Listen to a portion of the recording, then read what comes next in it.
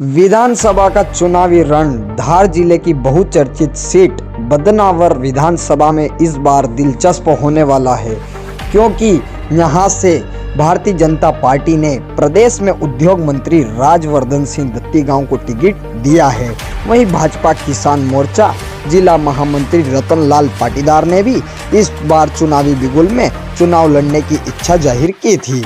रतन लाल पाटीदार ने भी नामांकन जमा कर दिया है। बदनावर विधानसभा में सबसे अधिक मतदाता आदिवासी समाज, राजपूत समाज व पाटीदार समाज के मतदाता अधिक है। यदि पाटीदार चुनाव लड़ेंगे तो एक बड़ा वोट बैंक का धड़ा उनके साथ चला जाएगा। पाटीदार संघ की पृष्ठभूमि से बीजेपी में जुड़े थे। इनके पिता से इन्होंने राजनीतिक गुण प्राप्त किए थे।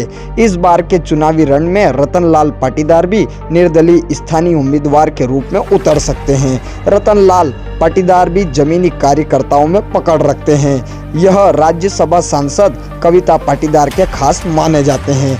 पाटीदार ने चर्चा में बताया कि यदि पार्टी मुझ पर भरोसा जताती है तो मैं कर्तव्य निष्ठता के साथ चुनाव लड़ूंगा, लेकिन अब बीजेपी ने उद्योग मंत्री दत्तीगांव को टिकट दिया है तो अब बदनावर विधानसभा में त्रिकोणीय मुकाबला देखने को मिल सकता है। पाटीदार ने उम्मीदवारी जाहिर करते हुए निर्दलीय चुनाव लड़ने के संकेत दे दिए हैं।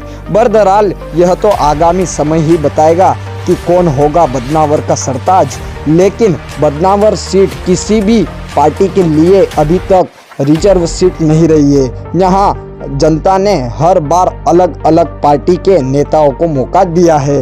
हालांकि यह चुनाव दत्तीगांव और भंवर सिंह शेखावत के लिए अहम चुनाव माना जा रहा है। अब इस चुनाव को और दिलचस्प बनाने के लिए इसमें रतन लाल पाटीदार ने भी उम्मीदवारी जाहिर कर दी है, जिससे यह चुनाव अब और दिलचस्प हो जाएगा। देखिए मध्य प्रदेश 24 न्यूज़ की यह खबर। विधानसभा 2023 का चुनावी रण का आगाज हो गया है। 30 अक्टूबर नामांकन पत्र दाखिल करने की अंतिम तिथि है। हम बात करेंगे आज बदनावर विधानसभा की, जो कि काफ़ी बहुचर्चित और हाई प्रोफाइल सीट है, और भाजपा के किसान मोर्चा के जिला महामंत्री रतन लाल पाटीदार जी इस समय हमारे साथ जुड़ गए हैं। तो इन्होंने भी अपनी उम्मीदवारी जाहिर की थी और अब इन्होंने नामांकन दाखिल भी किया है। तो आइए आज इनसे चर्चा करते हैं कि चुनाव को लेकर के इनकी क्या तैयारी है और क्या मंशा है। रतन लाल जी, सर्वप्रथम तो आपका बहुत बहुत स्वागत है। धन्यवाद। आपने भी नामांकन दाखिल किया है, क्या आप चुनावी रण में बदनावर विधानसभा से उतर रहे हैं? निश्चित नामांकन कल मैंने दाखिल कर दिया है और जनता की मांग और जनता के आदेश के अनुसार मैं चुनाव में तैयार हूँ। तो यह चुनाव कहीं ना कहीं बहुत दिलचस्प होने वाला है। आप किसान मोर्चा जिला के अभी महामंत्री है। आपने भारतीय जनता पार्टी में रहते हुए कई पदों पर कार्य किया है। आपने निवेदन भी किया था, लेकिन आखिर बात नहीं बन पाई। भारतीय जनता पार्टी से मैंने लगातार पहले भी आपके मीडिया के माध्यम से मैंने अवगत कराया था जनता को भी और हमारे संगठन को, और आज भी जनता का वो cadre base party Bharatiya Janata party को मानती है। केडर बेस पार्टी है, एक आम कार्यकर्ता को टिकट मिलना चाहिए। यहाँ तो भारतीय जनता पार्टी में बाहुबली लोगों की जरूरत हो गई है, और बाहुबली जरूरत लोगों की हो गई तो एक आम कार्यकर्ता बाहुबली हो ही नहीं सकता है।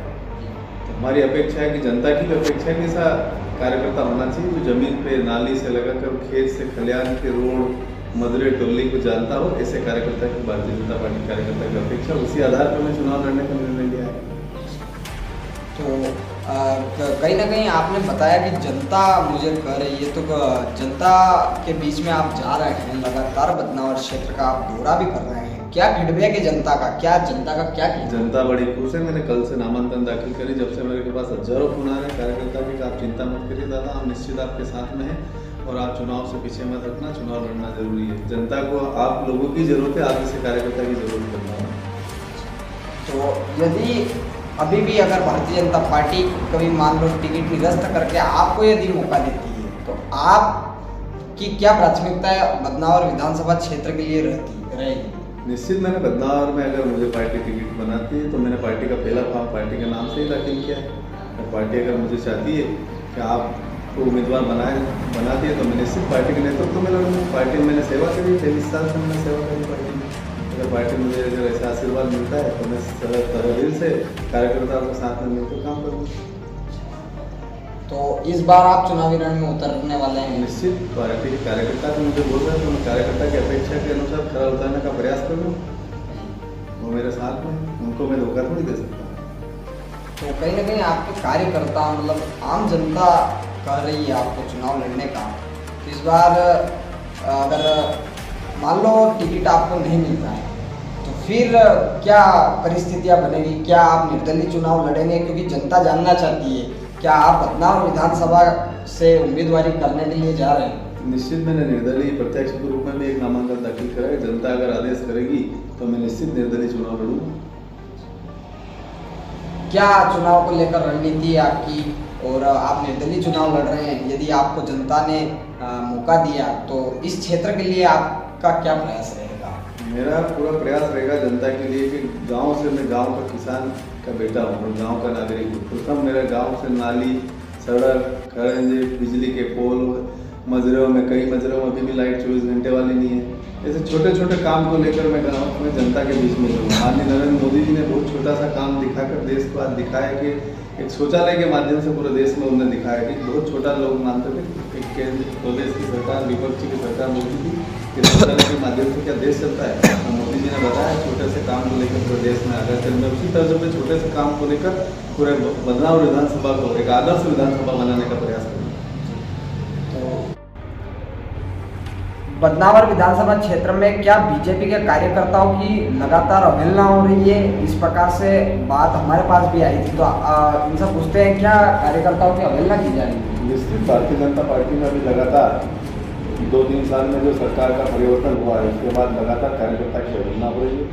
लगातार कार्यकर्ता और मंडल के पदाधिकारी मेरे संपर्क में हैं, बहुत आहत है वो, और उसी कारण का बदनावर विधानसभा में और अन्य विधानसभा में ज़्यादा ऐसा हुआ है। आप देखिए नीलेश जी के कार्यकर्ता काम करने के लिए तैयार नहीं है। भारतीय जनता पार्टी का मंडल अध्यक्ष इतना परेशान है कि बूथ के अध्यक्ष को जाके ढूंढता है, फोन लगाता है, नगर का अध्यक्ष काम पे आते ही नहीं।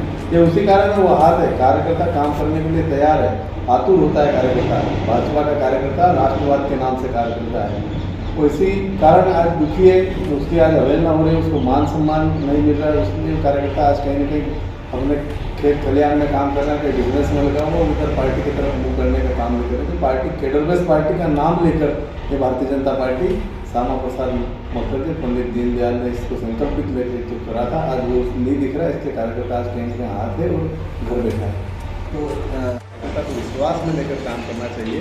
ये तो बदनावर में जो विधानसभा में भी कार्यकर्ताओं की जो अवहेलना हुई है, वो आज दुर्गति जो बदनावर में कार्यकर्ताओं के बीच में काम करने में लोग मंडल अध्यक्ष ढूंढते रह रहे हैं।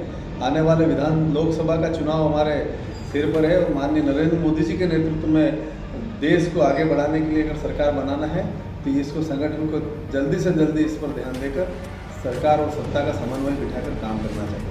रतनलाल जी पाटीदार हमारे साथ मौजूद थे और इनका कहना है कि आम जनता और कार्यकर्ताओं का आह्वान होगा तो मैं विधानसभा रण में उतरूंगा और निश्चित ही मैं चुनाव भी लड़ूंगा और बदनावर विधानसभा को उत्तम विधानसभा बनाने का कार्य करूंगा। बहुत बहुत धन्यवाद।